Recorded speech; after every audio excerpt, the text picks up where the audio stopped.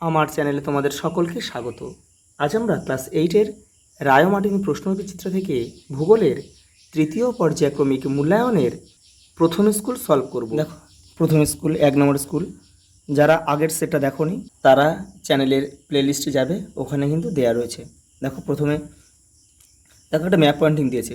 উত্তর আমেরিকা, দক্ষিণ আমেরিকা আর ওশেনিয়া মহাদেশের কিছু স্থান দিয়েছে, সেগুলো আমাদের পৃথিবীর ম্যাপে কিন্তু দেখাতে হবে। দেখে নাও। প্রথমে রয়েছে দেখো হাডসন উপসাগর, তারপরে মিসিসিপি নদী, তারপর আন্দিজ পর্বতমালা, তারপর ল্যানোস তৃণভূমি, তারপর রয়েছে দেখো গ্রেট অস্ট্রেলিয়ান বাইট। দেখে নাও।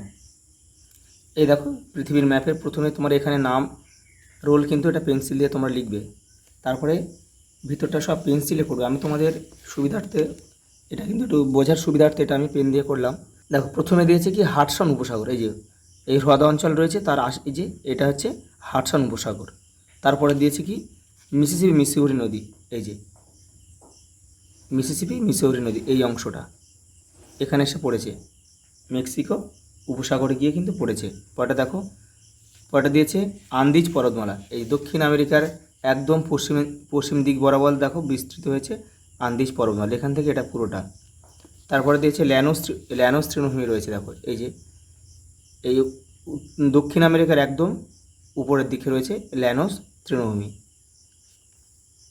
তারপরে রয়েছে দেখো গ্রেট অস্ট্রেলিয়ান বাইট, এই যে অস্ট্রেলিয়ার এই অংশটার হচ্ছে, এই অংশটার নাম হচ্ছে গ্রেট অস্ট্রেলিয়ান বাইট। দেখো, 2-এর দাগের প্রশ্ন দেখো, ভূত্বক স্তরটির গড় ঘনত্ব কত? 2.9 গ্রাম পার ঘন সেমি। অপশান বি আমাদের সঠিক উত্তর। পরেরটা দেখো, একটি নিঃসারী আগ্নেয়শিলার উদাহরণ দাও। ব্যাসল্ট, এই যে। আর যদি বলতো একটা উদ্বেধী আগ্নেয়শিলার উদাহরণ দাও, তাহলে আমরা কি লিখতাম? ডোলেরাইট বা গ্রানাইট। এটা কিন্তু উদ্বেধী। মাঝারি উচ্চতার যে মেঘ একটানা বৃষ্টিপাতের পূর্বাভাস দেয় তা হলো অল্টোস্ট্র্যাটাস। এই যে অপশান সি আমাদের সঠিক উত্তর। পরেরটা দেখো, জলীয় বাষ্পের জলকণায় পরিণত হওয়ার প্রক্রিয়া হচ্ছে ঘনীভবন। অপশান সি আমাদের সঠিক উত্তর। পরেরটা দেখো, যে জলবায়ু অঞ্চলে প্রসর সবচেয়ে কম তা হলো নিরক্ষীয়। এই যে নিরক্ষীয় জলবায়ু অঞ্চলে কিন্তু প্রসার মানে উষ্ণতার প্রসার সবচেয়ে কম, মানে দিন ও রাত্রে তাপমাত্রার পার্থক্য কিন্তু খুবই কম। সাইবেরিয়ায় বসবাসকারী উপজাতির নাম হলো, এটা হবে সাইবেরিয়াতে হয় ইয়াকুত। পরেরটা দেখো, বিশ্ব পরিবেশ দিবস উদযাপিত হয় 5ই জুন। পরেরটা দেখো, ইটায় রোগের জন্য দায়ী ক্যাডমিয়াম। ক্যাডমিয়াম দূষণ হচ্ছে ইটা রোগ হয়। আর আর্সেনিক দূষণে কী হয়?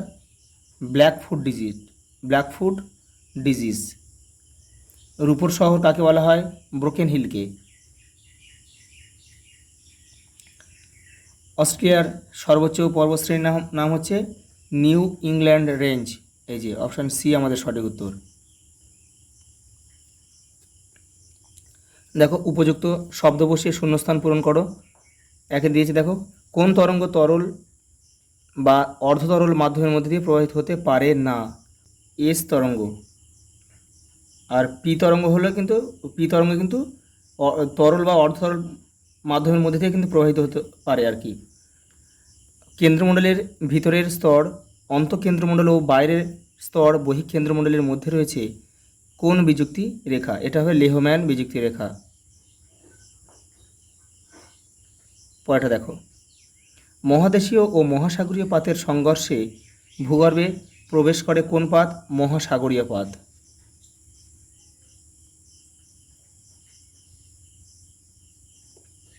পরেরটা দেখো, ইন্দোনেশিয়ার একটি সুপ্ত আগ্নেয়গিরির উদাহরণ হলো ক্রাকাতোয়া।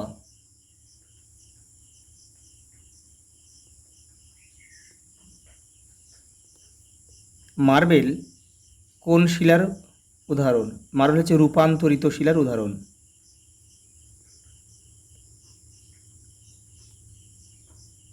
রূপান্তরিত শিলা। চুনাপাথর থেকে কিন্তু মার্বেল তৈরি হয়। পৃথিবীর আবর্তনের জন্য যে বল কোনো বস্তুর দিক বিক্ষেপ ঘটায় তাকে কি বলে? তাকে বলা হয় কোরিওলিস বল।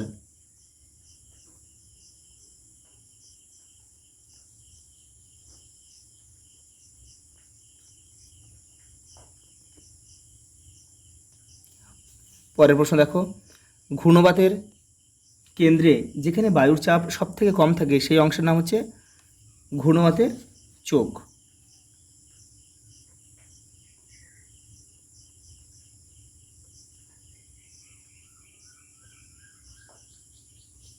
মৌসুমী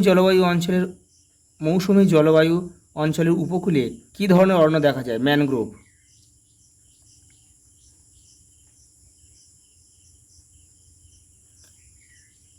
উৎপাদন বাড়ানোর জন্য ব্যবহৃত বিভিন্ন রাসায়নিক সার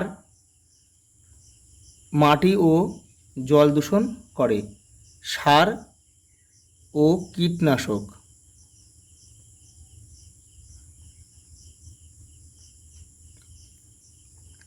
পৃথিবীর দীর্ঘতম প্রবাল প্রাচীর নাম হচ্ছে গ্রেট ব্যারিয়ার রিফ।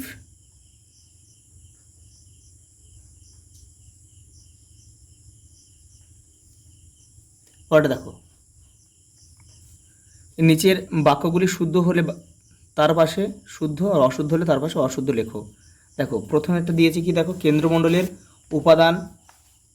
প্রধান উপাদান অ্যালুমিনিয়াম ও সিলিকন, এটা কিন্তু অশুদ্ধ।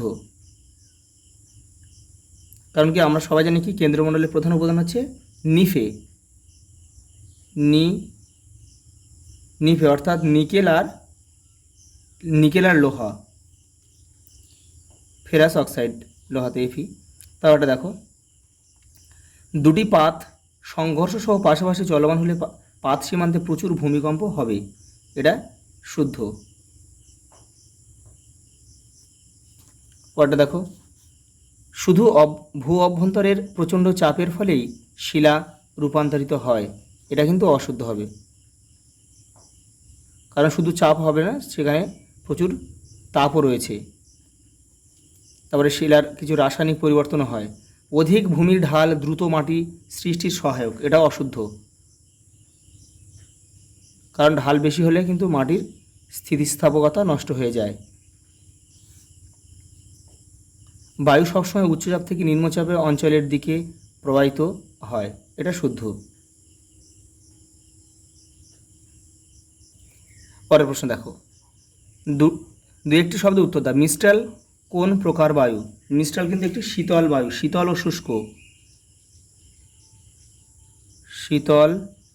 ও শুষ্ক প্রকৃতির বায়ু।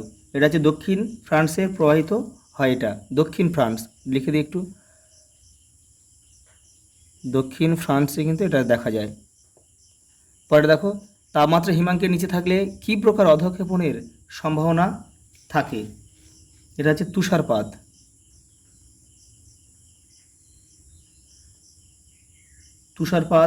স্লিট। দেখো আগের প্রশ্নটা একটু আমরা আরেকটু আলোচনা করে নেব। যদি প্রশ্নটা আসে কি যে মিস্ট্রাল কোথায় প্রবাহিত হয় বা কোথা থেকে কোথায় প্রবাহিত হয়, তোমরা কি লিখবে? বায়ুটি আল্পস পর্বতমালা থেকে উৎপন্ন হয়ে রোন নদীর উপত্যকা হয়ে ভূমধ্যসাগরের দিকে প্রবাহিত হয়, এটাই তোমরা কিন্তু লিখে দেবে। পরেটা দেখো, ইগলু কি? ইগলু হচ্ছে কি বরফের ঘর।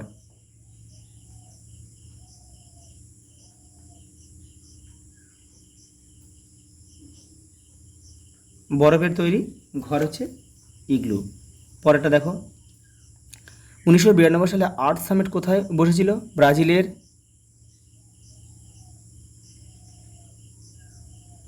রিও ডি জেনিরো শহরে বসেছিল। নিউজিল্যান্ডের সর্বোচ্চ শৃঙ্গের নাম কি? Mount cook.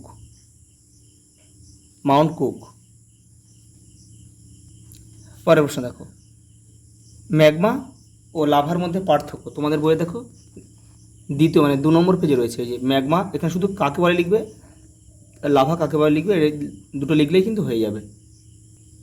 পরের প্রশ্ন দেখো, অপসারী পাতসীমানাকে গঠনকারী পাতসীমানা বলা হয় কেন? তোমাদের বইয়ের 8 নম্বর পেজে দেখো, এই যে এইখান থেকে তোমরা লিখবে, এই যে সাধারণভাবে দেখা যায় এখান থেকে,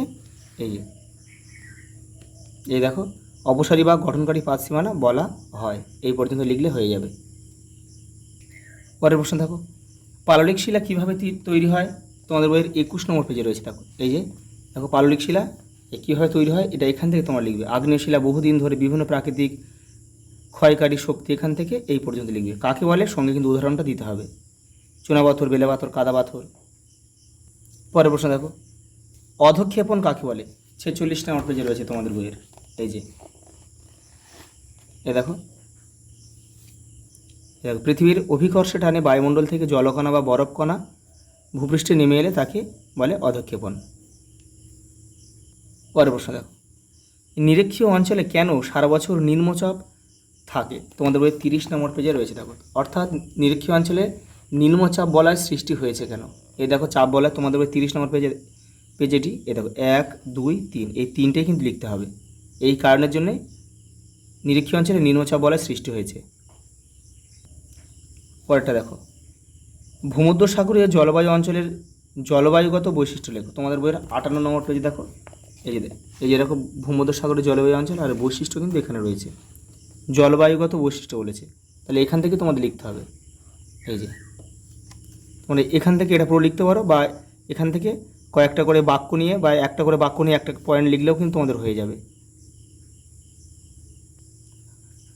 পরের প্রশ্ন দেখো, পরিবেশের অবনমন নিয়ন্ত্রণের উপায়গুলি লেখো। তোমাদের বইয়ের 70 নম্বর পেজে উত্তরটা রয়েছে। দেখো এই যে দেখো অবনমন নিয়ন্ত্রণের উপায়, এখানে অনেকগুলো কারণ রয়েছে। এখান থেকে তোমরা মান, যেহেতু এটা 3-এ রয়েছে, তোমরা এখান থেকে 4টে করবে, 4টে থেকে 5টা করবে, এখানে অনেকগুলো রয়েছে। পরে বসে দেখো, পার্কল্যান্ড, সাভানা ও ডাউন্স বলতে কী বোঝো? তোমাদের বইয়ের 115 নম্বর পেজে রয়েছে। দেখো পার্কল্যান্ড সাভানা ওশেনিয়াতে রয়েছে। এই দেখো এটা এখান থেকে লিখবে, যে এখান থেকে এটা হচ্ছে পার্কল্যান্ড সাভানা উদাহরণ দেবে, আর নাতি এটা লিখবে, এই পর্যন্ত লিখবে ডাউন্স। পরের প্রশ্ন দেখো, মৌসুমী জলবায়ু অঞ্চলের অবস্থান লিখতে হবে আর সেখানকার জীববৈচিত্র্য বর্ণনা করতে হবে। দেখো অবস্থানটা রয়েছে, দেখো 55 নম্বর পেজে রয়েছে। দেখো মৌসুমী জলবায়ু, এই যে অবস্থান রয়েছে, মানে কোন অক্ষাংশের মধ্যে অবস্থান করবে। অবস্থান বলতে এখান থেকে এটা লিখবে,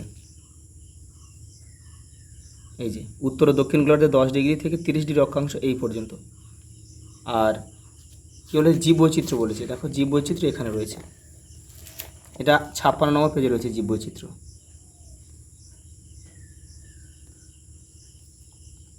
এই স্বাভাবিক উদ্ভিদ সম্বন্ধেও কিছুটা লিখতে হবে, এই নামটাম দিতে হবে, বিশেষ সেগুন, শিমুল, আর এই বন্যপ্রাণটাও কিন্তু লিখতে হবে, এটা পুরোটা দিতে হবে কিন্তু।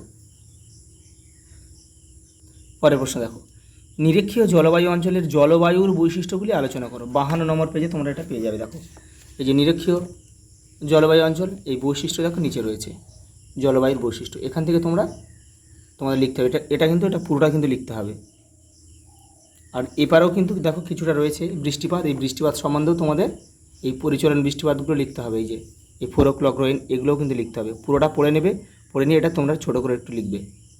পুরোটা লিখলে কিন্তু অনেকটা বড় হয়ে যাবে, তো তোমাদের কিন্তু সময়টা চলে যাবে। পরেরটা দেখো, মারে ডার্লিং অববাহিকায় কৃষি ও পশুপালনের উন্নতি লাভের কারণগুলি আলোচনা করো। দেখো 118 নম্বর পেজে রয়েছে এটা। তোমরা আগে কী করবে, আগে কৃষি আর পশুপালন সম্বন্ধে এটা প্রথমে লিখবে। এই যে এখান থেকে এটা প্রথমে লিখবে, লিখে এবারে এই যে পয়েন্ট আছে এটা দিয়ে দেবে। এই যে কৃষি ও পশুপালন উন্নতির কারণ, এই 5টা কারণ দিয়ে দেবে। পরেরটা দেখো, অস্ট্রেলিয়ার প্রধান 4টি জলবায়ু অঞ্চলের সংক্ষিপ্ত পরিচয় দাও।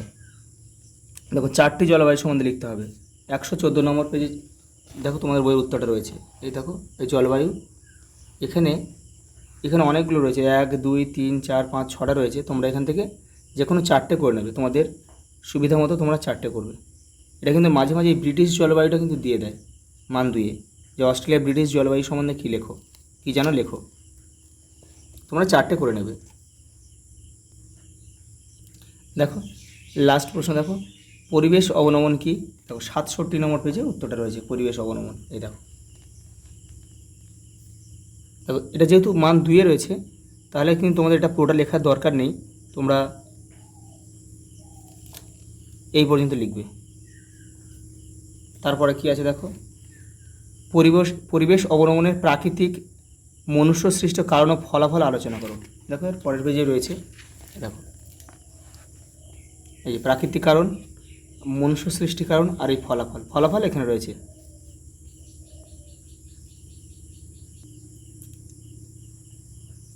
আজ এই পর্যন্ত, দেখা হবে পরের ভিডিওতে।